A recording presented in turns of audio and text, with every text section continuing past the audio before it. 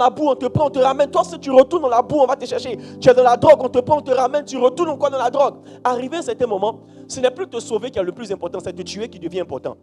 Il y a des gens qui ne meurent pas parce que leur temps est arrivé. Ils meurent parce que Dieu est fatigué. Oh yes. Demande à quelqu'un, tu meurs quand? Non. C'est une question comme ça, c'est une question. Oui. Maintenant, s'il ne répond pas, dis-lui, tu vas mourir à cause de quoi? Parce que, écoutez, il y a des gens qui meurent parce qu'ils plaisent à Dieu. Il y a des gens qui meurent parce que Dieu est fatigué. Yes. Bon, il y a aussi des gens qui meurent parce que les sorciers les ont tués. Dans tous les cas, il y a une raison pour laquelle tu vas mourir. Meurs pour la bonne raison. Meurs parce que Dieu est trop content de toi. Il est fatigué d'attendre de revenir avant de te prendre. Il veut te prendre en même temps pour que tu sois avec lui. Ça sera ton cas au nom de Jésus. La Bible dit Enoch a marché avec Dieu et tellement il a plu à Dieu, Dieu l'a pris. Oh. Kamasalayana. Oui.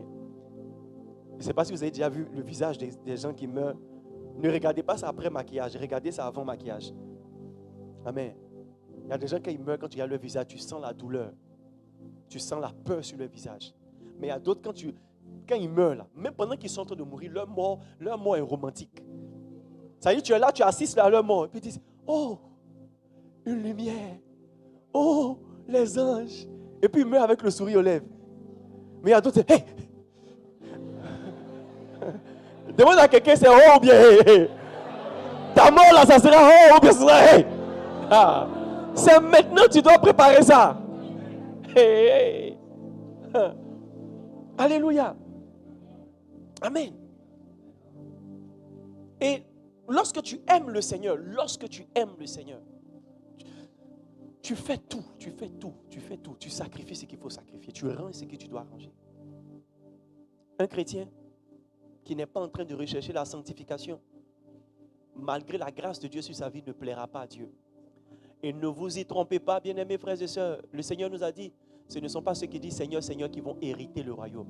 Ça veut dire connaître le nom de Jésus, connaître la Bible, ce n'est pas ça qui est le plus important. C'est être en Christ, être une nouvelle création, c'est ça qui est important. Pendant que tu connais la Bible, est-ce que ton comportement s'aligne avec la parole de Dieu? Pendant que tu connais tous les noms de Dieu, El Jibor, El Shaddai, Yahvé, Nissi et autres, est-ce que toi-même là, on peut te regarder, on dit voici une servante de Dieu, voici quelqu'un qui craint réellement Dieu. On l'a vu si elle était comme ça, mais maintenant qu'on la remarque, regarde, on ne la reconnaît plus. C'est une nouvelle personne. Son comportement a changé. Sa manière de parler a changé. Sa manière de s'habiller a changé. Elle est devenue une femme vertueuse. Il est devenu un jeune respectueux et respectable. Yeah. Si tu n'es pas en train de marcher vers la sanctification, tu ne seras pas ajouté au corps de Christ, à l'épouse. L'Église dans sa dimension d'épouse est dans la dimension de celui qui est soumis. La Bible dit, femmes, soyez soumises à vos maris. Beaucoup d'églises aujourd'hui sont plus soumis aux pasteurs qui ne sont soumis à Dieu. Et beaucoup de pasteurs sont plus soumis à leur vision qui ne sont soumis à celui qui les a appelés. Écoutez, je suis pasteur et je dis ces choses. C'est facile de dévier. C'est facile de commencer à faire une autopublicité. Oui. C'est facile de commencer à accomplir ta volonté. Jésus a dit en Jean le chapitre 4, il dit ma nourriture c'est de faire la volonté de mon Père. Tout pasteur doit mettre dans son cœur que ce qui doit le rassasier et le satisfaire, c'est quand il est en train de faire la volonté de Dieu. Et ce que vous ne savez pas, c'est que la volonté de Dieu n'est pas toujours intéressante, mais la volonté de Dieu est toujours bonne. Yes. Nous tous on aime prêcher dans l'église climatisée. Aujourd'hui, pendant que nous sommes ici, on a créé une nouvelle église, alléluia. Et cette église s'appelle l'église de rue. Pendant que tu es dans le climatiseur, il y a des gens qui ont accepté la volonté de Dieu et qui sont en train de prêcher dans la rue sous le soleil. Est-ce que tu vas accepter la volonté de Dieu quand tu vas te dire, c'est moi? Tout pasteur qui prie pour servir Dieu veut aller prêcher au Canada. Quand tu entends la prophétie, Dieu va t'élever. En même temps, tu te vois aux États-Unis. Tu te vois en France, au Canada. Mais tu ne te vois pas à Bondoukou, dans le petit campement sans lumière là-bas. Tu ne te vois pas à Korogo, tu ne te vois pas à Layo. Tu ne te vois pas à Gradjo, la capitale.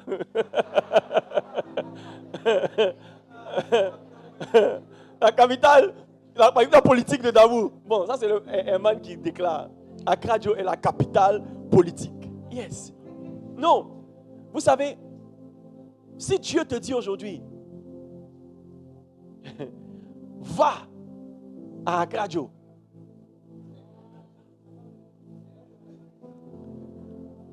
Satan, tu parles trop. Je te lis au nom de Jésus.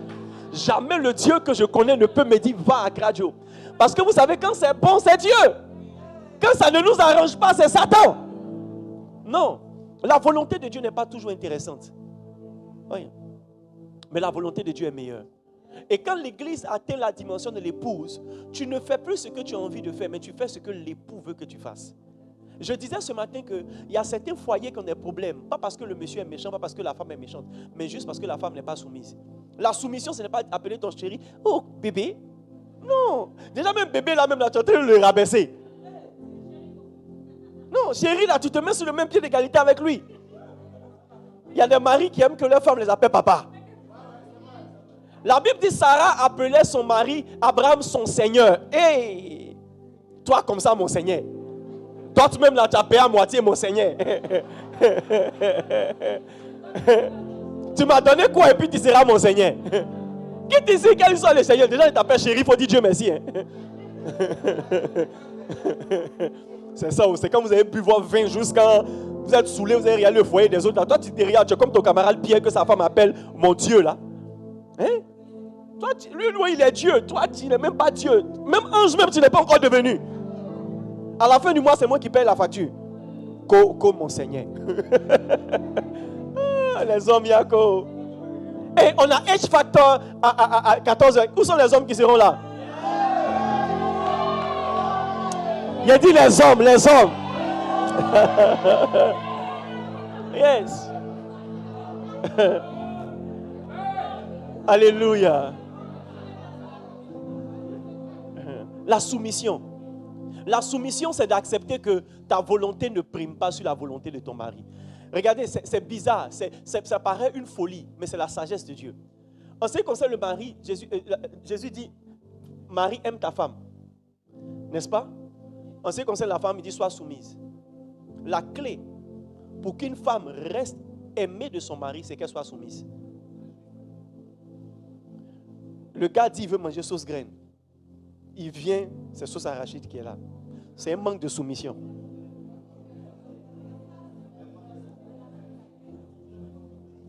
Et vous savez, la plupart des chrétiens ne font pas la volonté de Dieu. Vous n'êtes pas soumis à Dieu. Oui, vous aimez, vous pouvez dire que vous aimez Dieu. Amen. Vous pouvez dire que oui, je connais Dieu. Oui, je considère Dieu, je crains Dieu. Mais si ta crainte ne produit pas la soumission, tu ne peux pas être élevé à la dimension d'épouse. Parce que la soumission, c'est mettre au devant. Il dit chercher premièrement le royaume et sa justice, et toutes ces choses vous seront données. Ça dit c'est mettre premièrement la volonté de Dieu. Tu veux faire la médecine, quelle est la volonté de Dieu? Tu veux devenir pasteur, quelle est la volonté? Parce que tout le monde n'est pas appelé à devenir pasteur. Souvent, tu veux tout laisser pour servir Dieu. Dieu te dit non, continue de travailler. J'ai un ami avec lequel on était vraiment proches. En classe de terminale, il n'avait pas encore passé le bac. Il dit, lui, il sent qu'il doit aller à plein temps. Effectivement, Dieu l'utilisait beaucoup. Et on l'invitait beaucoup dans les programmes. Mais ce qui est intéressant, c'est que quand quelqu'un est conscient de la volonté de Dieu, quand quelqu'un a le Saint-Esprit, il cherche la volonté de Dieu. Il est conscient que sa volonté n'est pas forcément la volonté de Dieu. Parce que ton âme peut te donner des volontés. Et vous savez, la plupart des rêves que vous avez ne sont pas des songes. Souvent, ça vient de l'état de votre âme, ce que votre âme convoite. Ça peut vous venir comme un rêve, comme un songe. Yes. Et il avait dit, vraiment, lui sent qu'il doit abandonner les études. Mais il ne veut pas faire une erreur de l'aider à prier. Quand j'ai prié, je lui ai dit, Dieu me dit que tu dois continuer les études. Tu n'es pas appelé pour le moment à plein temps. Continue les études. Au temps marqué, il va te faire signe. Yes. Vous savez quoi? Aujourd'hui, c'est un haut cadre à la CIE.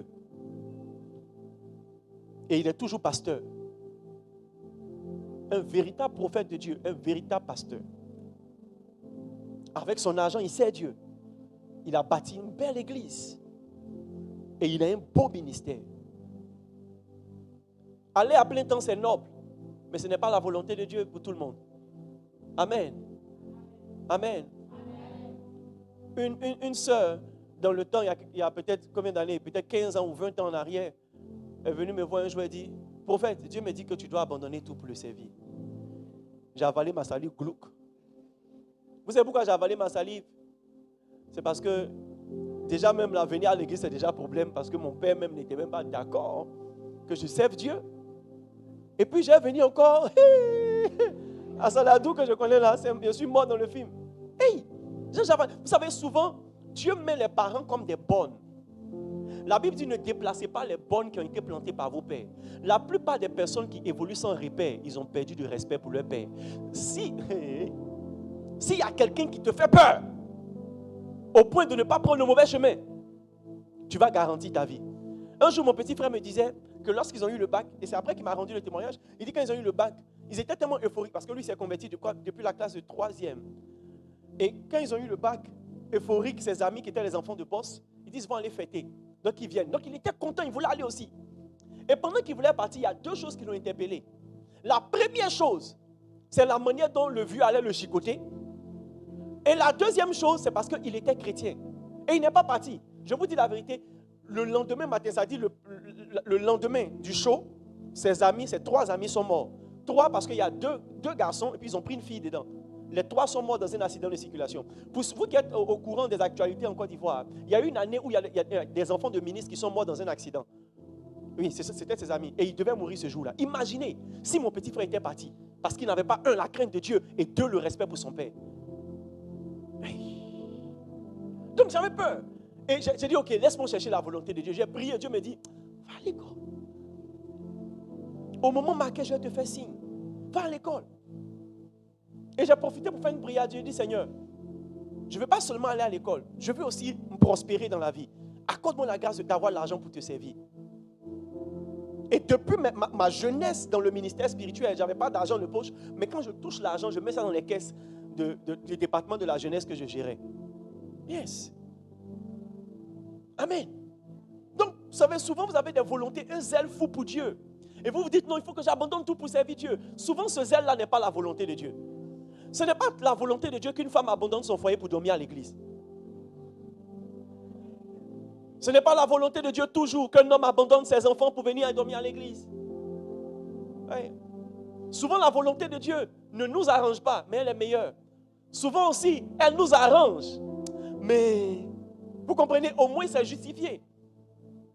La soumission tient compte de la volonté de Dieu. Je veux vendre, je veux faire du commerce. Mais comme c'est poisson qui marche, je veux vendre poisson. Peut-être Dieu ne veut pas que tu vendes poisson. Peut-être Dieu ne veut pas que tu aies une cabine. Il y a une volonté de Dieu mystérieuse par rapport à ce que tu dois vendre. La soumission tient compte de la volonté de Dieu parce que tu sais que ce gars-là, je l'aime, 1. Et 2, il n'a pas de mauvais projet pour moi. Beaucoup de femmes ne sont pas soumises à leur mari parce qu'elles n'ont pas confiance en lui. De la même manière, beaucoup de chrétiens ne sont pas soumis à Dieu et ne veulent pas vivre par la foi parce qu'ils n'ont pas confiance en Dieu. Ils veulent maîtriser l'alpha et l'oméga de leur vie. Tu ne peux même pas maîtriser demain. Pourquoi tu vas maîtriser 10 ans devant? Tu ne sais même pas si demain il va pleuvoir et tu prétends que tu gères ta vie. Tu ne gères rien. Il y a une année, j'étais en classe de première. Je quittais Yopougon pour Benjerville. J'étais assis dans le Baka. On a quitté Yopougon. On arrivait après barrage. Donc je suis descendu à Djamé, j'ai pris une Baka pour Benjerville. Après barrage, pendant que le Baka passait, il y a une Baka qui venait d'avoir un accident. Et il y a eu 2 morts. Ça ne m'a jamais intéressé de regarder les gens qui sont couchés. Ça, parce que ça me fait quelque chose. Mais le Seigneur a attiré mon attention et j'ai vu un monsieur qui était couché. Et quand j'ai regardé le monsieur, le Seigneur m'a ouvert les yeux, j'ai eu une vision. J'ai eu la vision où le monsieur, il a une petite fille. Dans la vision, sa fille devait avoir 2 ans ou 3 ans. Et sa fille lui demandait, papa, si tu viens le soir, achète bon maïs pour moi. Et il est monté dans le truc. Il avait un sachet noir quand il quittait sa maison. Dieu m'a montré clairement comment est-ce qu'il disait au revoir à la maison. Comment il partait au travail avec l'espoir de revenir. Mais juste en cours de route, il est mort. Bon maïs de sa fille, il n'aura pas. Vous pensez que vous maîtrisez la vie et vous vous foutez de Dieu. Vous ne maîtrisez rien. Il suffit qu'une voiture s'énerve. Il suffit qu'un petit virus appelé Corona rentre dans tes narines. Il suffit que ton coiffeur coiffe quelqu'un qui a le sida chronique et que ça te touche. Ta vie est comptée. Oh. Et tu penses que tu maîtrises. Votre affaire de Dieu là, chaque chose en son temps. Tu sais le temps qui est aujourd'hui là. Quel temps il fera demain? Aujourd'hui tu vois le soleil. Et tu penses que demain il y aura le soleil. Oh, Aujourd'hui, tu devais faire la lessive. Tu as dit non, s'il y a soleil aujourd'hui, demain il va y avoir soleil. Demain, il va pleuvoir de 6h jusqu'à 18h. Tu ne maîtrises pas demain. Se soumettre à Dieu, c'est avoir confiance en lui. Seigneur, je ne sais pas où tu m'envoies. Je ne sais pas où je vais, mais tu sais où tu m'envoies. Je ne maîtrise pas les tenants et les aboutissants. Je ne maîtrise rien, mais Seigneur, je veux te suivre. Tiens ma vie, prends-moi entre tes mains. C'est toi qui m'as créé. Je n'ai pas choisi de naître le 27 août. Je n'ai pas choisi de naître le 3 janvier. Je n'ai pas choisi de naître le 31 décembre. Je n'ai pas choisi, mais tu as choisi. C'est pourquoi je n'ai même pas choisi d'être une fille. Je n'ai pas choisi d'être un garçon. Je n'ai pas choisi d'être grand. Je n'ai pas choisi d'être gros. C'est toi qui as choisi ces choses. Que ma vie ne s'échappe pas de tes mains. Fais de moi ce que tu veux. Yes. Si tu es honnête avec moi, toutes les fois où tu as prétendu contrôler ta propre vie, tu n'as pas abouti à quelque chose. Oh. L'église dans sa dimension d'épouse, c'est la dimension où tu dis, écoute, il sait ce qui est bon. Je dois juste obéir. Et la Bible nous dit en Deutéronome 28, si tu obéis, il y a des bénédictions qui vont t'accompagner. Si tu désobéis, il y a des malédictions qui vont t'accompagner. Il y a des bénédictions qui accompagnent la soumission. Oh yes. Oh yes. Beaucoup d'enfants sont dans la maison de leurs parents en train de revendiquer le droit d'aînesse. D'autres sont en train de revendiquer le droit de « je suis aussi ton enfant ». Pourquoi tu donnes ça à Pierre? Moi, je n'ai pas ça. C'est une injustice. Tu ne m'as jamais aimé. Frère, il y a des choses qui ne se revendiquent pas. Il y a des choses qui se créent. Oh, si tu es un bon enfant, tes parents seront de bons parents pour toi. Oui. Je te dis la vérité. La tension et la pression qui ont serré toi, ce que tu appelles la maltraitance, c'est une correction. C'est une éducation. Vous savez, c'est toujours difficile de plier ce qui est dur. Il faut casser. C'est parce que tu es trop dur, trop têtu,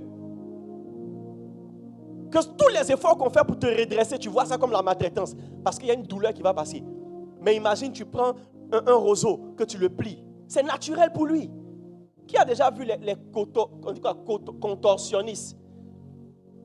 C'est contorsionniste ou bien contorsionniste? Contorsionnistes. Les contorsionnistes, c'est des gens qui peuvent mettre leurs mains comme ça. Ou bien se plier comme ça. Et puis leur tête va passer dans leur dos. En fait, c'est une maladie. Mais ils prennent ça pour chercher l'argent. Oui. Alors, ils se mettent là, ils dansent. Puis tu vois, sa tête est passée comme ça. Voilà. Et puis on dit, wow, il est fort. Il n'est pas fort, il est malade. 10 000. Oui, c'est une maladie. Je ne sais même pas pourquoi j'ai donné cet exemple-là. Je suis quitté vous-même. Souvent, quand tu prêches, c'est trop compliqué. Amen. Le contorsionniste, il est flexible. Il va tourner sa main comme ça. Ça va faire 360 degrés, ça ne va pas se casser. Mais toi, essaie. Ton os qui est dur, on dirait os d'agouti là. Essaie. Oh. Tu ne peux même pas. Ton cou, quand tu fais, c'est rester comme bras. Lui, il tourne jusqu'à son cou, vient dans son dos. Écoutez-moi très bien. La flexibilité vous évite de grandes douleurs. La raison pour laquelle beaucoup de personnes sont en retard, c'est parce que vous n'êtes pas flexible, vous n'êtes pas obéissant à la volonté de Dieu. Oh, je vous dis la vérité. La raison pour laquelle il y a des tensions autour de vous dans votre famille, c'est votre caractère. Quand tu es petit, ton papa parle un, tu es parlé deux. Et puis tu es surpris que le jour où on doit donner l'argent de poche, on donne beaucoup à ta petite soeur qui dit amen à tout. Et puis toi, on divise ça par 4. C'est le salaire que tu mets quand quelqu'un parle là, il diminue sa bénédiction. Tais-toi. Apprends à être apprends à être obéissant. Tu es intelligent, oui. Tu as 18 ans, oui, mais tu manges le sac de riz de ton papa. Quelle histoire de maturité. Tu es chez les blancs à 18 ans, ils quittent la maison de leur père. Toi, tu viens encore chez ton père, il parle 1, tu parles 2. Tu viens encore chez ta mère, elle parle 1, tu parles 4. Et puis tu dis, c'est la persécution. Il faut t'asseoir. Les gens, s'ils aiment les gens, tant mieux. S'ils n'aiment pas, tant pis pour eux. C'est ta vie que tu es en train de rater. Dans les entreprises, les gens croient que c'est le potentiel, la capacité professionnelle qui détermine la promotion. Non. Les patrons n'ont pas forcément besoin de quelqu'un qui connaît le travail. Ils ont besoin de quelqu'un qu'ils peuvent utiliser, quelqu'un qui est disponible. Souvent, il y a certains patrons qui vont t'appeler. Ah, excuse-moi, tu fais quoi ce samedi? Accompagne-moi. Les gars, un jour, mon patron m'avait appelé, un samedi. Alors que je savais que je devais venir à Dabou. La période, je venais juste à Dabou le vendredi, je repartais vendredi soir. Je travaillais samedi en demi-journée et je revenais à Dabou le soir ou bien dimanche matin pour prêcher. Il m'a pris la nuit, il m'a appelé, il dit viens à la maison, on doit aller voir un terrain. Frère, ce n'était même pas prévu. J'ai dit ok, je viens. Ce jour-là, j'ai été son chauffeur. J'ai garé ma voiture chez lui. J'ai pris sa voiture, on l'a conduit. Il m'a envoyé aller chercher à manger. Je suis allé acheter à manger. J'étais directeur technique dans l'entreprise. Un directeur technique qui devient acheteur de manger chauffeur. Oui.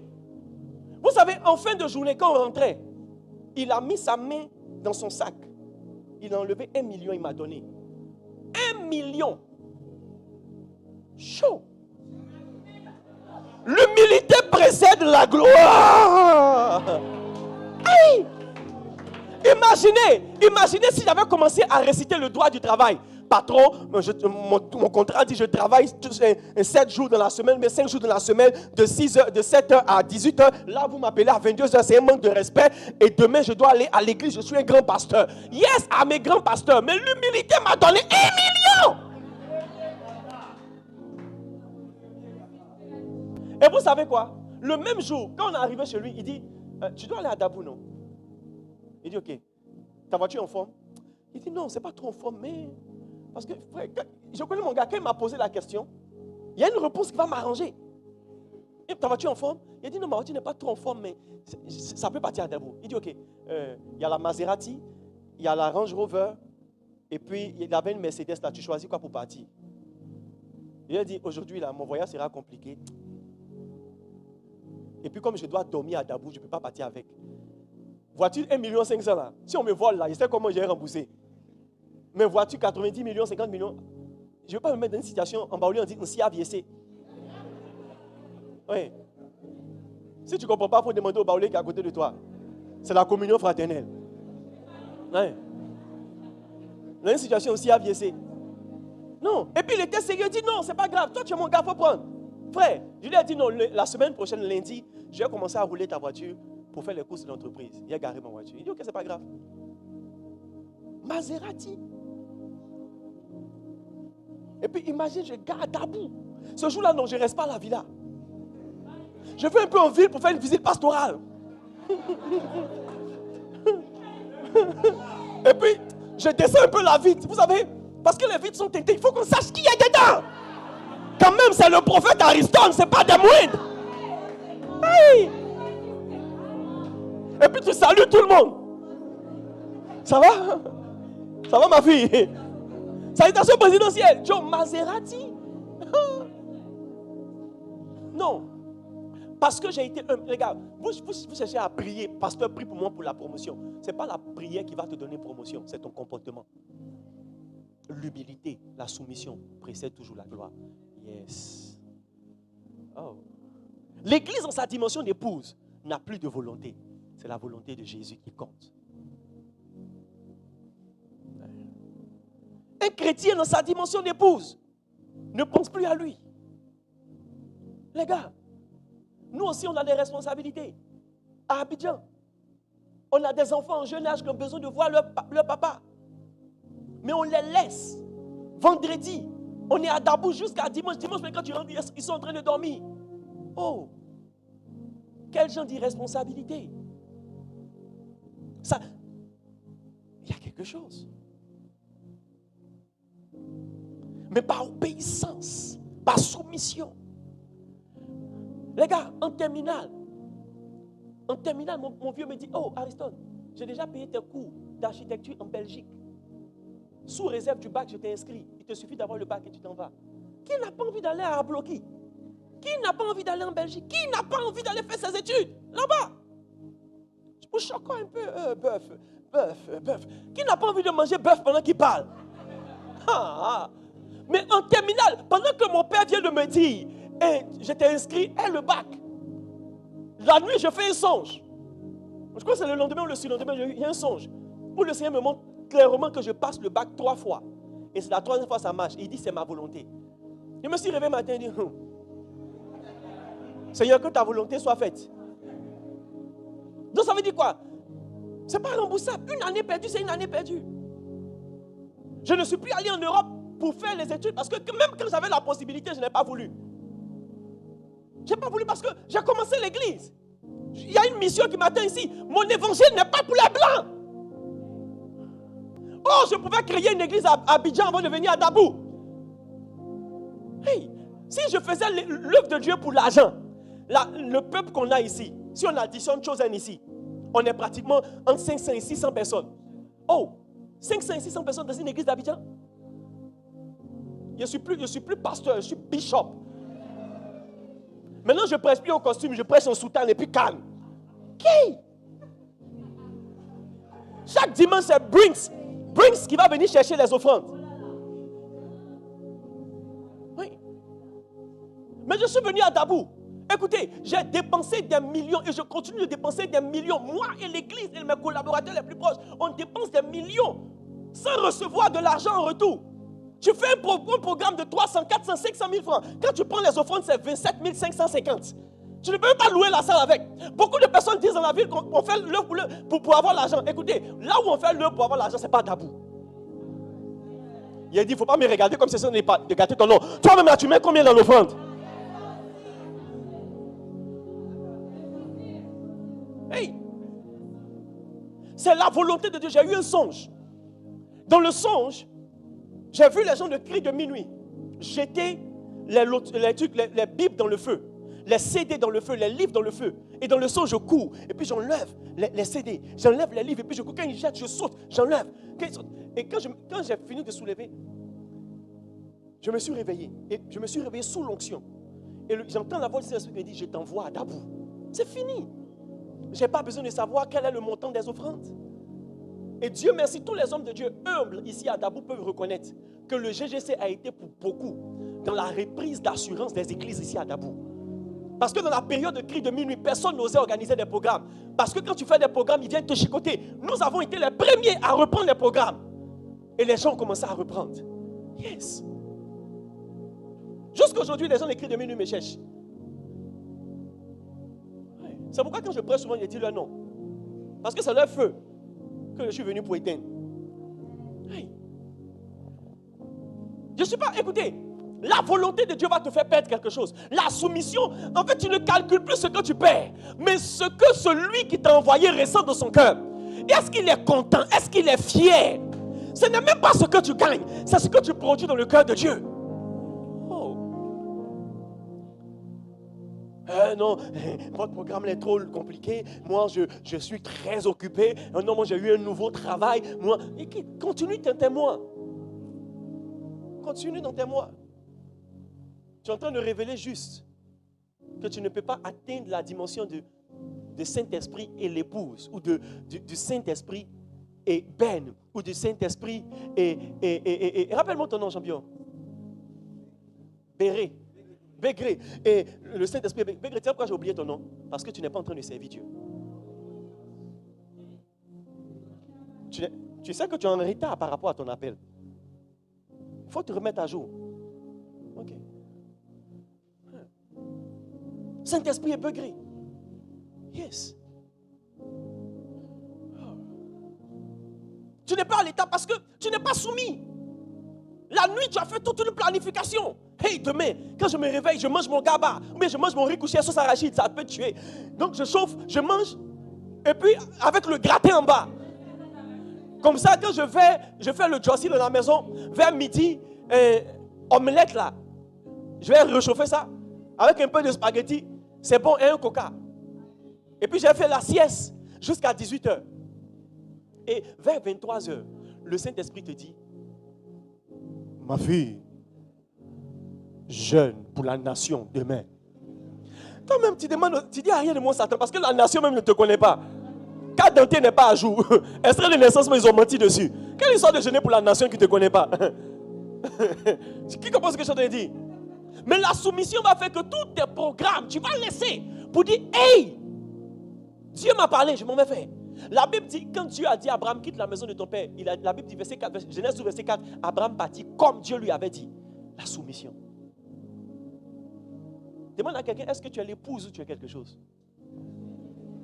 Oui. Parce qu'il y a des gens, quand ils se tiennent devant Dieu, la prière du Seigneur, quelle est ta volonté? Pour moi, en fait, ta volonté, ça ne vient pas. Ça ne dure même pas. Mais la prière du Seigneur, tu me connais, je veux ça, je veux ceci. Seigneur, souviens-toi de moi. Oh Père, pourquoi m'as-tu abandonné? Aujourd'hui, j'ai 77 ans, tu m'as dit, j'allais me marier. Seigneur, pourquoi mon mariage, frère? Les mots. Quand tu rentres dans la présence de Dieu, ça veut dire que tu es ému par l'état de ta vie. Mais tu n'es pas ému par la volonté de Dieu. Oh, s'il y a une chose pour laquelle quand je prie pour mes enfants, je demande au Seigneur, quelle est ta volonté pour elle? Seigneur, fais ta volonté, fais ta volonté. Parce que derrière toute volonté, il y a une volonté contraire. Si tu n'es pas en train de chercher la volonté de Dieu pour ta vie, il y a une autre volonté qui va se faire pour ta vie et ce n'est jamais en ton avantage. C'est pourquoi Jésus a dit sur base quotidienne, dis notre Père qui est aux cieux, que ton règne vienne et que ta volonté soit faite. Tu ne cherches pas la volonté de Dieu. Oh. Il y a quelqu'un qui veut me frapper ce matin. Je dis, oh, j'ai gaspillé mon dimanche. Je croyais qu'il allait parler, aujourd'hui il allait parler même de ma vie. Comment est-ce que Dieu va me bénir? Frère, il n'y a pas de bénédiction sans soumission. C'est pourquoi la bénédiction est rattachée à l'obéissance. Il faut un cœur soumis pour obéir. Et Dieu, pour tester ta soumission et ton obéissance, te demande des choses avec lesquelles tu n'es pas à l'aise. Il sait que tu n'es pas à l'aise avec. Il y a des gens à qui Dieu parle pendant le temps des offrandes. Mais c'est terrible. Et puis, je vais vous dire quelque chose. La partie où Dieu parle beaucoup, là, ce n'est pas pendant que le pasteur prêche. C'est pendant les offrandes. Et puis Dieu ne parle pas par le pasteur. Dieu vous parle personnellement. C'est-à-dire quand tu mets ta main dans ton sac à main, le pied que tu touches, tu entends une voix qui te dit non, l'autre. Et puis tu dis, arrière de moi, Satan, toi seul, pour un petit temps d'offrande. C'est pourquoi vous durez pendant qu'on prépare les offrandes. Parce que je n'ai jamais compris. Tu sais, quand tu es venu à l'église, il y aura un message, après tu as fait offrande. Mais pour faire offrande, tu t'assois au moins 5 minutes. Et tu fouilles dans le sac, on ne sait pas ce que tu cherches. Je sais que certaines femmes ici ont des sacs 3 chambres salon. Mais souvent, tu sais où tu gardes l'argent. Tout le monde sait où il garde son coffre fort. C'est vrai ou c'est faux? Mais parce que Dieu te parle et tu combats. Oui. Les hommes, ils ont 4 poches dans leur costume et 2 poches. Il sait que quand il met sa main ici, il connaît le pied. Et il entend la voix de Dieu qui dit non, ici. Tu dis, Père, mon loyer. Hey! Mon loyer. Seigneur, tu sais, quand même, je n'ai pas marché pour aller à la maison. Hey. Et c'est là maintenant Dieu voit ta soumission. Oui. Oh, si depuis que vous êtes chrétien, vous n'avez rien sacrifié, vous n'êtes pas encore chrétien. Oh. Il dit, il y a des choses que tu achètes pour toi. Dieu te dit, c'est joli, non? Il dit, oui, Père. Il dit, ok, donne à telle personne. Okay. Donne. Et en fait, il ne le fait pas pour te faire du mal, mais pour voir ton niveau de soumission et ton niveau de confiance en lui. Si tu n'as pas encore atteint la dimension de la soumission, tu n'es pas encore au niveau de l'épouse. Et le Saint-Esprit est très loin de toi. Yes. L'église ou un chrétien dans sa dimension d'épouse est dans la dimension de servir. Parce que la Bible dit la femme vertueuse est bâtie sa maison. Si tu es une femme, épouse de Christ, église, ou ma soeur, mon frère, écoutez, dans la logique de l'épouse, nous tous sommes des femmes. Ok? Donc il ne faut pas dire le message est pour les femmes. Toi aussi tu es concerné. Cheveux crépus ou cheveux frisés, on est tous concernés. Ouais. Lorsque l'église est dans la dimension d'épouse, elle est en train de servir Dieu. C'est pourquoi une église qui est dans la dimension d'épouse, on ne jamais voir cette église-là, il y a un mois où il n'y a pas d'activité. Les églises qui sont en train de servir le Seigneur sont toujours en train d'évangéliser, toujours en train de travailler. Il y a toujours un programme spécial. Moi, j'ai cru qu'on travaillait beaucoup. J'ai rencontré un homme de Dieu récemment. Et je me suis abonné sur sa page, on est amis. Frère, il admire le travail qu'on fait ici à Dabou. Mais quand je le regarde travailler, il dit, mais mon cher, toi, tu n'es pas sérieux. Il a dit, chaque semaine, il y a un programme chez lui.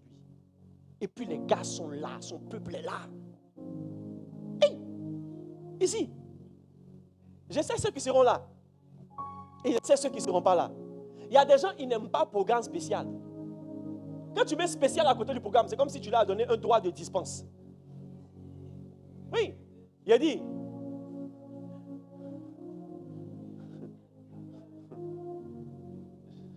Je ne parle pas à quelqu'un. Mais quelqu'un qui me regarde et qui m'entend. Mon message le concerne. Yes. Le 3 décembre prochain, on aura 12 heures encore de prière. On aura un temps prophétique. De 8h jusqu'à 20h. Mais je sais qui sera là. Je sais que toi, tu ne seras pas là. Il a dit, je sais que tu ne seras pas là. Et je sais que tu seras là. Mais toi, tu ne seras pas là. Toi. Hey. Non. Parce que servir, parce que vous savez, la Bible dit tous sont appelés. Beaucoup de personnes n'ont pas encore compris que l'appel au service de Dieu, ce n'est pas une question de pasteur, prophète et autres. Ce n'est pas seulement les 5 offices pour servir Dieu. Même ramasser cher, c'est servir Dieu. En Luc 8, le verset 23, la Bible dit qu'il y avait des femmes de distinction qui mettaient leur argent au service du Seigneur. Elles ne prêchaient pas, mais elles mettaient l'argent. C'était une manière de servir Dieu. Il y a d'autres, écoutez, chacun a son rôle. Il y a d'autres, c'est intercéder simplement. Elles ne vont pas aller sur les chemins de croisade, elles ne vont pas aller dans des trucs, mais elles sont quelque part où ils sont quelque part en train de prier au Père. Et la Bible les appelle ceux qui rappellent la promesse de Dieu. Ils rappellent la promesse de Dieu à Dieu, sont les intercesseurs. Yes. Un jour, je priais, le Seigneur m'a parlé d'un vieux comme ça, le Seigneur m'a donné son nom, il s'appelait Abraham Eli. Je ne l'ai jamais rencontré physiquement. Je priais, le Seigneur me dit, tu penses que c'est en organisant les programmes que tu es en train de me servir. Tu organises les programmes parce que c'est ton appel. Mais il y a une autre manière de me servir. Il dit, je te présente mon serviteur, et puis me donne son nom, et puis me montre, c'est un vieux, cheveux blancs même. Il dit, le rôle de ce gars-là, c'est d'intercéder dans le secret pour que Dieu suscite des serviteurs ici en Côte d'Ivoire. Je me demande s'il n'est pas décédé maintenant. Parce que ça fait quand même plus de 10 ans que le Seigneur m'a montré cette vision. Et quelques années plus tard, j'ai entendu parler de lui. Et j'ai demandé à celui qui parlait de lui, est-ce qu'il a une église? Il dit, il n'a pas d'église. Mais c'est un prophète authentique.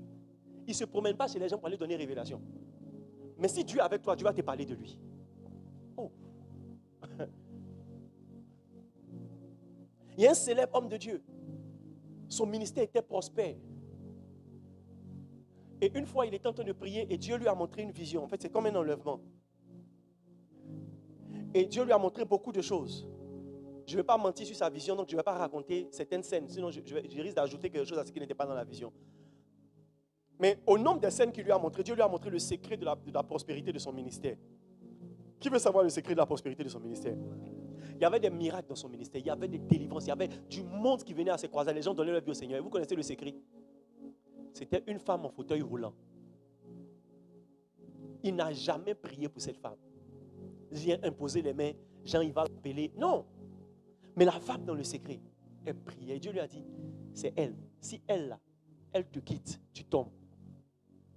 Donc quand il est revenu, les gens n'ont pas compris. En pleine campagne de miracles, la femme était assise là. Et pendant tout le temps, elle avait les yeux fermés. Je ne parle pas des yeux fermés de ceux qui piquent pendant que je prêche. Tu n'es pas en train d'intercéder, tu ne me mamailles pas. Tu es en train de dormir. Yes. La femme, elle a les yeux fermés. Et pendant le moment, il appelle la dame. Il dit, faites-moi venir cette dame. Et puis il donne son nom, parce que c'est le nom que le Seigneur lui a donné dans la vision. Il dit, tu t'appelles comme ça? Elle dit oui. Et puis elle a commencé à s'ouvrir. Parce que certainement, elle s'est rendue compte que Dieu lui a parlé. Il dit, je veux prier pour toi. Je sais ce que tu fais dans mon ministère. Je veux prier pour toi. Pour que tu te lèves et que tu marches. Parce que tu crois que tu peux te lever. La dame dit, je crois, mais je ne veux pas marcher. Oui, elle dit, je ne veux pas marcher. Parce que le jour où je commence à marcher, je vais m'éloigner de la volonté de Dieu. Et il lui a demandé, quelle est la volonté de Dieu pour toi? Elle dit, la volonté de Dieu pour moi, c'est de rester à côté de toi pendant que tu es en train de rendre ministère. Si je commence à marcher, je n'aurai plus le temps pour toi.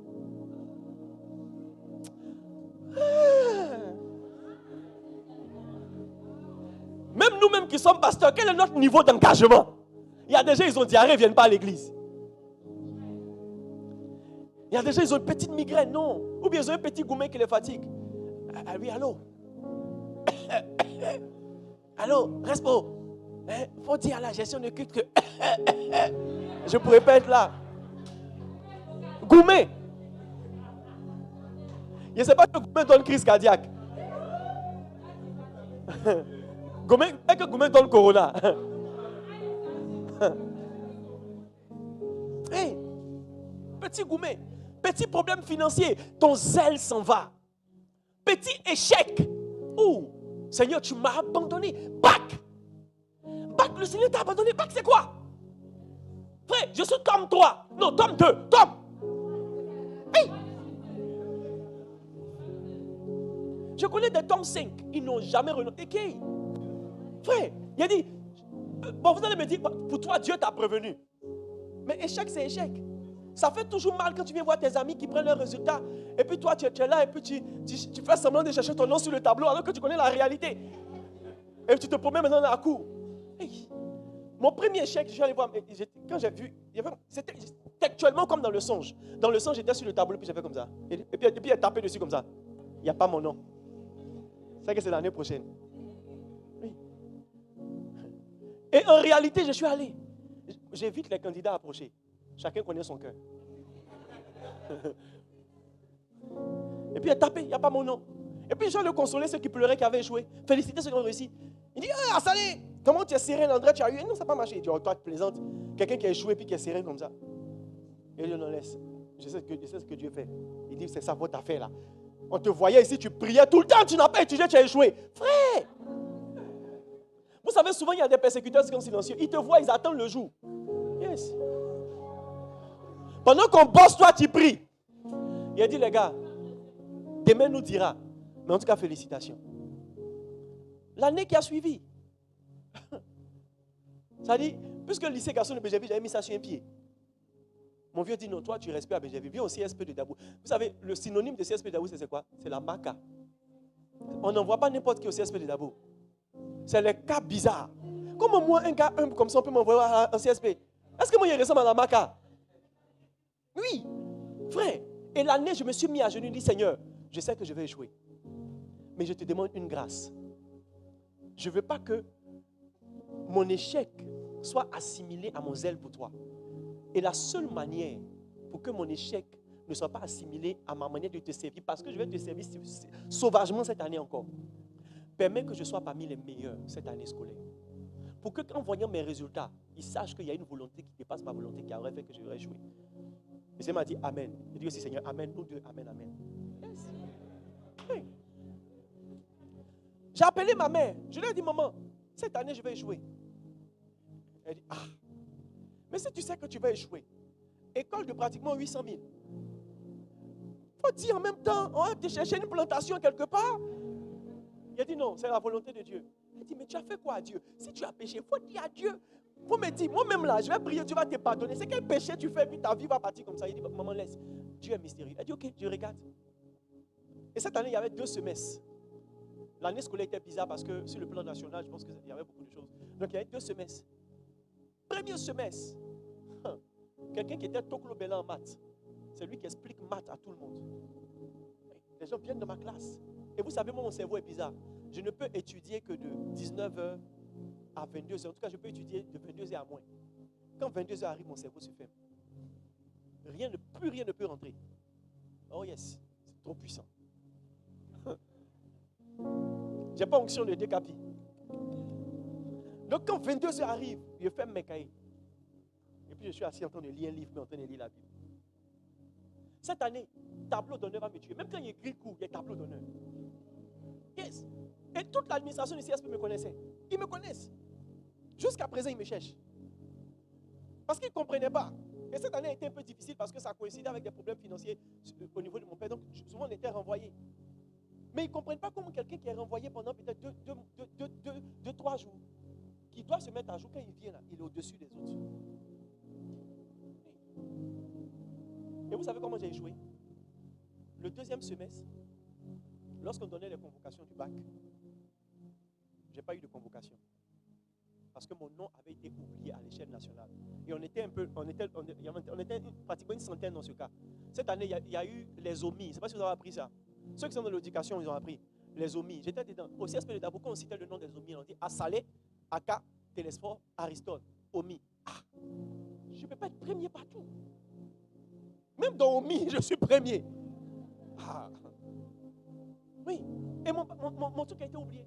Et ça fait que je passais le bac quoi? La 3e fois. Et la 3e fois, je ne pouvais pas rester au CSP. Donc mes grands-parents aussi disent, c'est Abidjan qui te fatigue. Viens à côté de nous. C'est un pays, en fait c'est un petit Paris, vous comprenez? À côté de nous, c'est un petit pays. Ne dites pas que je suis allé au village. Je suis allé dans un pays, pas loin de la Côte d'Ivoire. La capitale de Paris s'appelle Didier-Vie. C'est quelque part, Yam Sokoti Bisou. Oui. Oui, je suis allé à Didier-Vie. Oui. Mon bac porte le souvenir de cette école. Yes. Et cette année encore, j'étais parmi les meilleurs. Oh. Les gens ne comprennent pas. J'ai commencé l'année en retard. Mais mes résultats sont tac, tac, tac. J'ai servi Dieu aussi sauvagement cette année. Et la période de composition du bac, vous savez quoi? J'ai fait une fièvre typhoïde. Je ne peux même pas marcher. On me demande, tu veux, cette année, si tu veux, on va te prendre du certificat. Tu n'as pas composé, tu vas composer l'année prochaine. Non, je vais composer. On me dépose, on m'envoie à manger à l'école. Je suis couché sur la table comme ça pendant que je compose ou que je mange. Avec mes médicaments. Frère, il y a eu le bac avec mention. Il dit, mes 2 échecs n'ont pas fait que mon zèle a diminué. Pourquoi? Parce que je suis né pour servir Dieu. Pour moi, là, ce n'est pas une question de oh, mon zèle va dépendre de mes succès. Frère, même si on coupe mon pied aujourd'hui, je vais prêcher toujours avec la même énergie. Vous pensez que vous avez des problèmes. Il dit, si je vous raconte mes problèmes, vous allez abandonner votre problème. Vous dites, Seigneur, ces problèmes-là, Seigneur, non, on abandonne nos problèmes, c'est bon. Souvent, tu crois que tu as crédit, il y a des gens qui ont crédit milliards. Quand tu entends pour eux, là, ton cœur bat en même temps. Toi, tu dois 10 000, tu ne dois pas. Le jour, il te dit, mon frère, à l'heure où je suis là, je dois 1 500 000 francs. Je n'ai pas 5 francs. Oui. Avec toi-même là, sa réponse te donne le sommeil en même temps. 10 000, je dors. Hey! Hey. Toi, tu crois que tu as un problème, mais pourquoi tu ne sens pas, nous tous qui servons Dieu ici, pourquoi tu ne sens pas problème sur nos visages? Parce qu'on sait que la volonté de Dieu, c'est notre nourriture. Servir Dieu, c'est notre nourriture. Il n'y a pas un chrétien qui est assis et qui est juste fidèle et plutôt devant servir Dieu. Si tu n'as pas le rôle dans ton église, c'est parce que tu n'es pas encore membre du corps de Christ. Il a dit toutes les parties du corps travaillent. Les gars, même quand je suis arrêté, mes yeux travaillent, mon cœur travaille, mes veines travaillent, le sang monte et descend, mon rein travaille. Donc il n'y a personne. Vous savez, il y a des gens, tu ne les vois pas bouger, mais ils travaillent dans l'église. Oui, ils sont assis, mais ils travaillent. Mais toi, tu es assis, tu fais quoi? L'église, dans sa dimension d'épouse, elle bâtit la maison. Bâtir la maison, c'est bâtir l'église. Hey. Si tu es chrétien et que tu n'es pas dans la dimension où on peut associer ton nom à un grand projet de ton église, tu es loin d'être l'épouse de Christ. Et si Jésus vient aujourd'hui, tu n'es pas dans le cargo. Laisse-moi ta sanctification. La Bible dit, arrière de moi, ouvrier d'iniquité. Ce n'est pas faire là, mais c'est faire selon qu'il y a quelque chose. Maintenant, regarde ton voisin. Choisis ton voisin que tu moyens. Et puis, regarde-le dans les yeux. Vous devez regarder vous dans les yeux. Il ne faut pas le logner. Regarde-le dans les yeux et dis, toi, tu fais quoi dans l'église?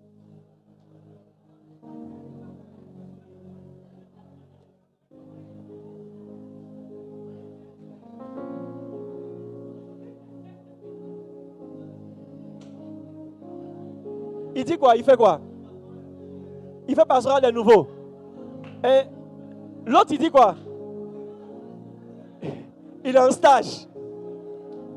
Ou bien il est nouveau. D'accord, c'est comme une oreille qu'on vient de greffer. Amen. Tu as une nouvelle oreille, mais il faut commencer à travailler. Alléluia. Amen. Vous savez, la bonne manière de venir à l'église ou d'appartenir à une église, c'est de chercher en quoi est-ce que tu peux être utile. Oui. Et pour savoir ça, il ne faut pas seulement prier. Souvent, il faut demander qu'est-ce qu'il y a à faire. Et ton intérêt va faire que tu vas te montrer un chemin. On ne s'ennuie pas quand on est membre du corps de Christ. On travaille. L'église, sa dimension d'épouse, travaille. Vous savez, ce n'est pas quand vous priez, quand vous parlez en langue, que vous avez le Saint-Esprit. Ce qui attire le Saint-Esprit, c'est ces 3 éléments. Oui. Aimer Dieu. Hein? Faire quoi? Lui être soumis. Et faire quoi? Et le servir. Et quand tu as cette disposition, qu'est-ce que le Saint-Esprit fait? Il commence maintenant à te tailler sur mesure. Parce que la Bible présente le Saint-Esprit comme étant l'ami de qui? De l'époux. Vous savez, dans la tradition juive, ce n'est pas la dame de compagnie qui prépare, ou bien les parents de la mariée qui préparent l'épouse. Ce n'est pas la seule. Vous savez qui prépare l'épouse? C'est l'ami de l'époux. Rappelle-moi ton nom, champion. Supposons que tu es l'époux. Ton ami, c'est Begré. Vous avez fait 5 ans ou 10 ans d'amitié ensemble. Donc, quand on dit quelqu'un te connaît, c'est lui. Toi, tu choisis Begré pour devenir l'ami ou bien le préparateur de... C'est pas toi. Ton mari n'est pas ici, non. C'est exemple de prédication. OK? Donc, tu dis, ah bon, OK, donc je te confie ma femme. Et si vous devez vous marier dans 5 mois ou bien dans 1 an, lui, son rôle, c'est de c'est d'aider ta femme à te connaître au point où, quand elle va rentrer en mariage avec toi, il n'y a pas de nouvelles informations à faire. Et puis non seulement ça, mais il est chargé de faire quoi? Il est chargé de protéger la femme, de la connaître aussi pour te la présenter. Oui. C'est l'ami de l'époux. Amen. C'est l'ami de l'époux.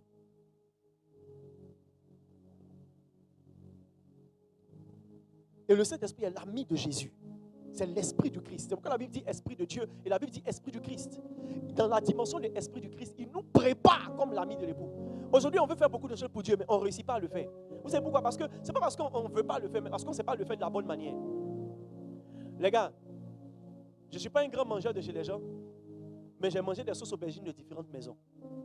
Et il y a sauce aubergine et il y a sauce aubergine. Oui. Les femmes, est-ce que j'ai raison?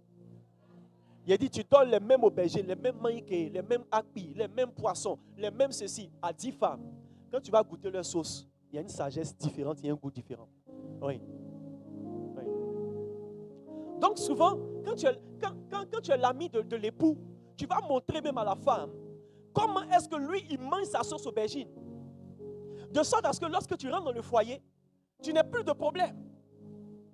La plupart d'entre vous, vous combattez les amis de vos épouses ou les amis de vos époux. Vous savez, je vais vous donner un secret pour avoir une promotion en entreprise. Ne soyez pas syndicaliste. Soyez ami de celui qui est proche du patron. Soyez l'ami du repéro. Ok, riez, ce n'est pas grave. Mais quand vous allez commencer à travailler, vous allez comprendre. Vous savez, souvent être l'ami du vigile te permet de monter plus vite que être l'ami même de la secrétaire. Oui. Sauf si la secrétaire est vraiment dans le secret du terre. Oui. Le secret du terre, vous savez c'est quoi? Elle est dans la discrétion. La plupart du temps, aucun patron ne se confie à une secrétaire qui ne sait pas garder le secret, qui ne sait pas se taire. C'est pourquoi je parle du secret du terre. Oui. Il a dit, les repéros là, ils ont plus l'argent que leur salaire officiel. Parce qu'il y a tellement de dossiers. Il a dit, je sais ce que je vous dis. J'ai connu des milliardaires en Côte d'Ivoire. Les gars, ceux qui sont proches du ne ressemblent à rien. Mais eux là, pendant que toi tu es là, tu crois que tu es dans. C'est-à-dire, toi, ton directeur technique, tu brandis ton titre, tu es DG, tu brandis ton titre. Lui là, il est juste chauffeur. Mes frères, l'argent, il construit maison. Tu sais pourquoi? Parce que quand le patron va dans ses rendez-vous bizarres là, il est là même, ça peut se ferme. Lui là, tu es proche de lui, tu as tout gagné.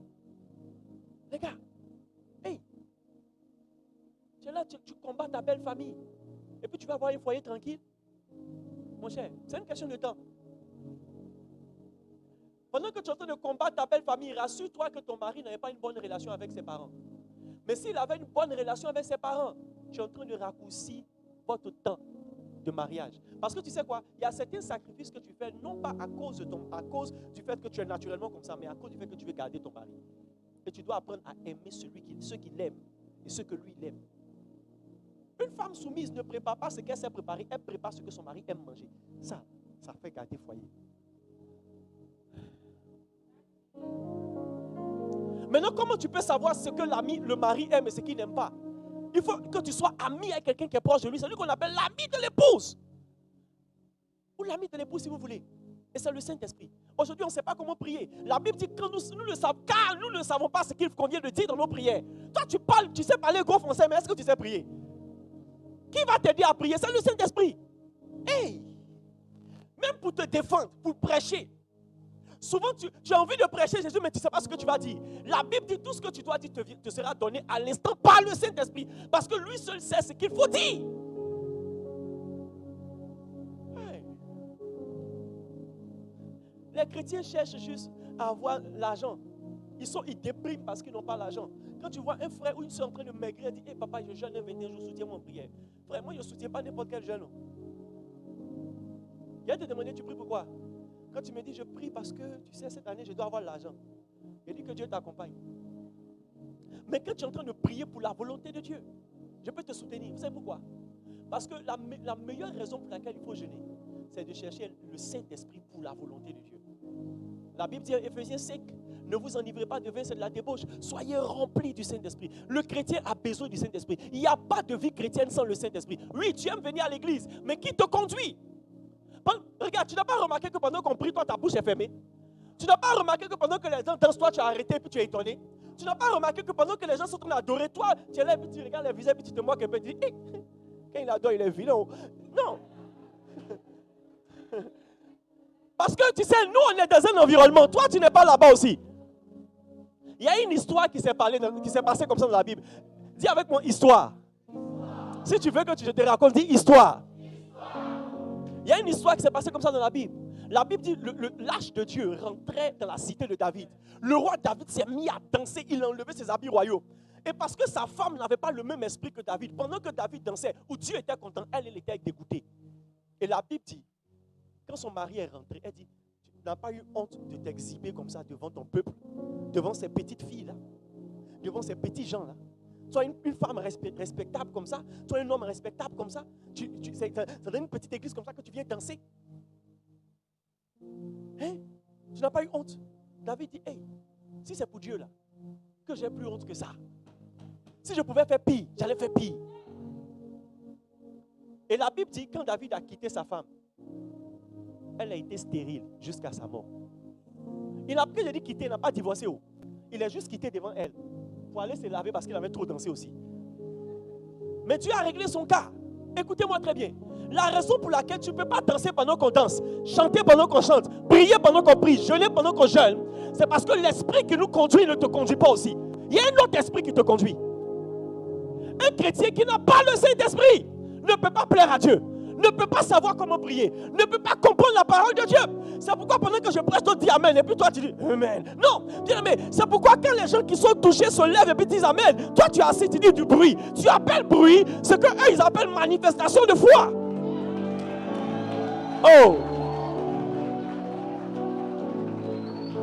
Oh, dis à quelqu'un, il te faut le Saint-Esprit. Il n'a pas entendu dire, il te faut le Saint-Esprit.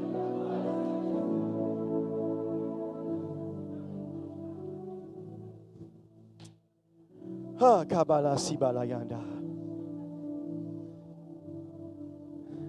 Vous savez, la raison pour laquelle quand Dieu te fait rentrer dans une certaine saison de ta vie qui est assez difficile, parce que vous savez, Dieu nous conduit dans des chemins. La Bible dit, quand je marche dans la vallée de l'ombre de la mort, je ne crains aucun mal, car tu es avec moi. Il arrive dans la vie de tous ceux qui servent Dieu qu'il y a un moment dans leur vie où ça ressemble au désert. Ça ressemble à un moment de pression où la mort n'est pas à côté. Il dit la vallée de l'ombre de la mort.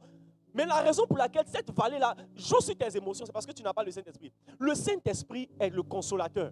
Yes! Ça veut dire que tu seras éprouvé. Ne faites pas de lien entre la vie chrétienne et la facilité. Si tu crois que être chrétien te dispense des difficultés de la vie, des épreuves, même de l'adversité, tu mens. La Bible dit, s'il en a été ici du bois vert, quand seras-tu du bois sec? Depuis que tu es devenu chrétien, il y a comme les gens te traitent dans la famille. Depuis que tu es devenu chrétien, il y a comme les gens se moquent de toi. La vie chrétienne va avec un certain nombre d'humiliations. Mais pourquoi on supporte cette humiliation? Paul dit, j'ai appris à vivre dans l'abondance et j'ai appris aussi à vivre dans le manque. Mais qui lui a appris à vivre ces choses? Le Saint-Esprit. Il a dit, si je vous raconte mes problèmes, vous allez dire au Seigneur, c'est bon, j'abandonne mes problèmes, je marche avec toi. Mais quand vous me voyez, je prêche avec énergie. Certaines personnes ont plus de problèmes que moi et sont plus zélées que moi dans l'église ici. Vous savez pourquoi? Parce que notre consolateur est avec nous. Tu ne peux pas avoir une vie chrétienne qui résiste à la tentation, à la persécution, à la moquerie et au rejet si tu n'as pas le Saint-Esprit. Si tu n'as pas le Saint-Esprit, tu vas abandonner la foi. Parce que la dépression est voisine de notre engagement dans le Seigneur. Oh, la plupart d'entre vous avez entendu parler de moi à Dabou. C'est le courage qui a fait que vous êtes venus ici. C'est vrai ou c'est faux? Sinon, ce que vous avez entendu dire de moi là, au nom de Dieu, si vous me voyez, vous allez voir un féticheur en même temps. Disent, il a Zamou. Oh. Et vous savez, ces choses-là, je les entends. Si ce n'est pas à cause du Saint-Esprit, j'aurais dit, Seigneur, bon, écoute, Dabou n'a pas besoin de moi. Je vais aller après Bresseau. C'est possible. Élie a dit à Dieu, c'est bon, je vais mourir. Et Dieu lui a dit, ok, allons, tu vas mourir. Vous savez, je peux abandonner la mission. Mais je suis en train de signer des missions et ce n'est pas bon. Quand Dieu t'appelle pour une mission, ce que tu dois faire, c'est de persévérer et de réussir. C'est pourquoi Paul pouvait dire, j'ai achevé ma course. J'ai achevé ma course. Je vois quelqu'un qui va achever sa course. Je vois quelqu'un qui va persévérer dans la foi. Yes. Quand tu as le Saint-Esprit, il te console, il te dit laisse. Les mêmes gars qui se moquent de toi, ils vont t'acclamer demain. Oh, il te dit laisse. Ces Amalécites que tu vois aujourd'hui, demain tu ne les verras plus. Il te dit prends courage et avance. Je suis avec toi. Quand tu vas traverser les eaux, je serai avec toi. Quand tu vas marcher dans le feu, tu ne te brûleras pas. Ils viendront contre toi par un seul chemin. Ils s'enfuiront par 7 chemins. Je suis avec toi. Pendant que les gens te diront, oh, tu es chrétien, tu es en train de perdre ton temps, tu es en train de rater ta vie. Le Saint-Esprit te dira, non, tu as choisi la meilleure part. Tu as choisi la meilleure part. Entre toi et l'homme, entre le Saint-Esprit et l'homme, qui ment? Si l'homme te dit tu as raté ta vie, il ne faut pas l'écouter. Il faut chercher. Si le Saint-Esprit te dit tu as raté ta vie, mon frère, commence à pleurer. Mais si le Saint-Esprit dit, hey, continue. Frère, quand les gens voyaient Jésus, pour lui, là, c'était raté. Pour eux, quand Jésus était crucifié, on dit, voilà, il a fait jusqu'on l'a tué. C'est fini. Un garçon intelligent, un bon menuisier comme ça, actuellement, il devait être un international. A fait de faux messie, là. Il n'a pas eu enfant, il n'a pas eu ceci. Regarde, il est mort comme ça. Même pas femme. Je suis sûr que les femmes autour de lui le draguaient parce qu'il se prenait pour le messie, tu vois, il a raté la viande.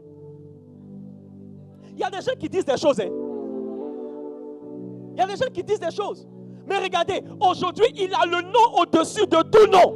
Le nom devant lequel tous genoux fléchissent. Il est mort il y a 2000 ans. Il est ressuscité il y a 2000 ans. Il est monté au ciel il y a 2000 ans. Mais aujourd'hui, on continue de parler de lui. Et son nom continue de changer des vies. Son nom continue de guérir les malades.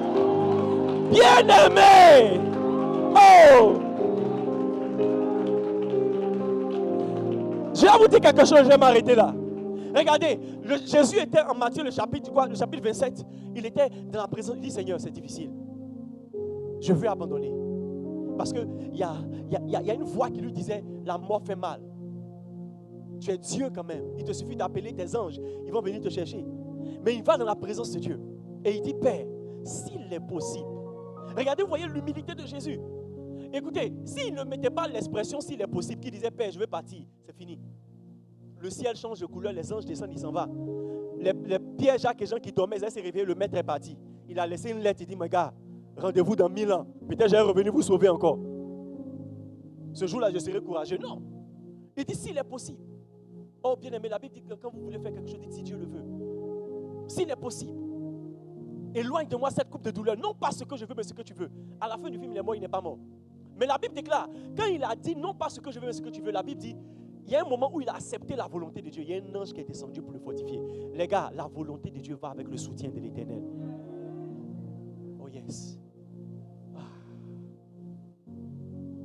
Ne voyez pas les épreuves comme quelque chose qui montre que vous êtes dans une mauvaise voie. Au contraire, c'est l'absence du Saint-Esprit qui vous montre que vous êtes sur la mauvaise voie. Sinon, si Dieu est avec toi dans ce que tu es en train de faire, et que Dieu te l'a dit et tu l'as montré, il a démontré, oh, continue de le faire. Mais tu ne peux pas savoir la volonté de Dieu si tu n'as pas le Saint-Esprit. Et tu ne peux pas être encouragé si tu n'as pas le Saint-Esprit. C'est pourquoi cette série qu'on commence aujourd'hui, je crois par le Saint-Esprit qu'à la fin de cette série, tu seras rempli du Saint-Esprit. Tu seras conduit par le Saint-Esprit. Si tu as soif du Saint-Esprit, tiens-toi debout. Marchez là-bas. Élève les deux mains, dis Seigneur, j'ai besoin de ton esprit. Et prie, dis Seigneur, j'ai besoin de toi.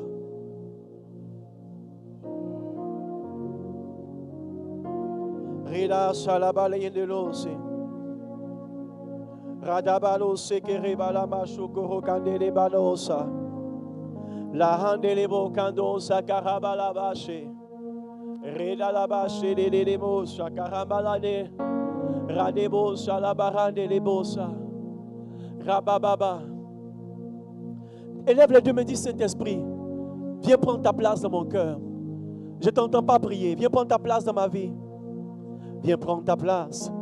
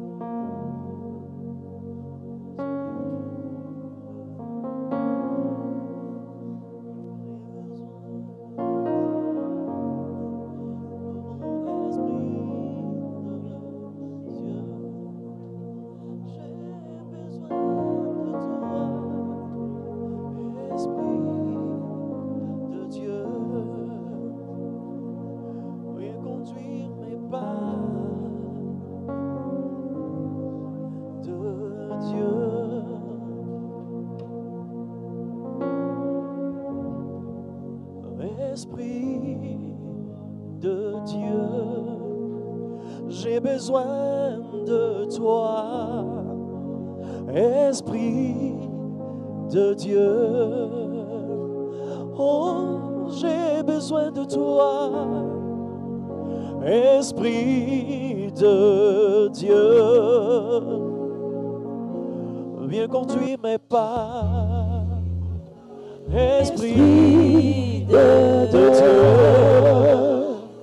J'ai tant besoin de toi, Esprit de Dieu. Viens conduire mes pas, Esprit de Dieu. J'ai besoin de toi.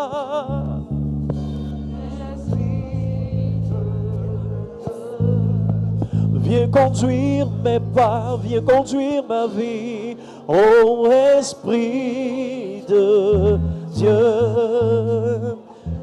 Viens, viens, viens, Esprit de Dieu. Élève les deux mains. Père, merci. Je sais que d'ici la fin de cette série, les vies seront changées, les cœurs seront transformés et les destinées s'accompliront en toi, au nom puissant de Jésus. Donne-moi deux bons amen. Amen. Amen. Alléluia. Alléluia.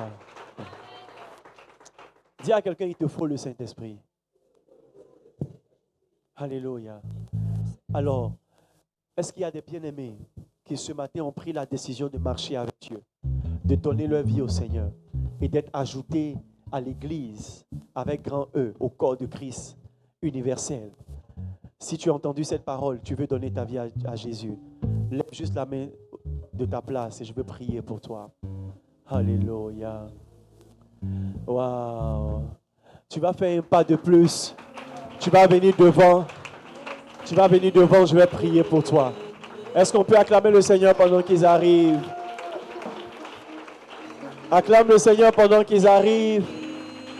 Wow. J'ai besoin de toi, Esprit de Dieu. Viens conduire mes pas, Esprit de Dieu. Viens changer ma vie, Esprit de Dieu. Oh Esprit, Esprit, Esprit, Esprit de Dieu. Oh Esprit, Esprit de Christ, Esprit de Dieu. Alléluia. Élevez les deux mains vers le Seigneur. Et vous allez répéter après moi. Seigneur Jésus, ce matin, me voici devant toi, reconnaissant mes torts et mon égarement.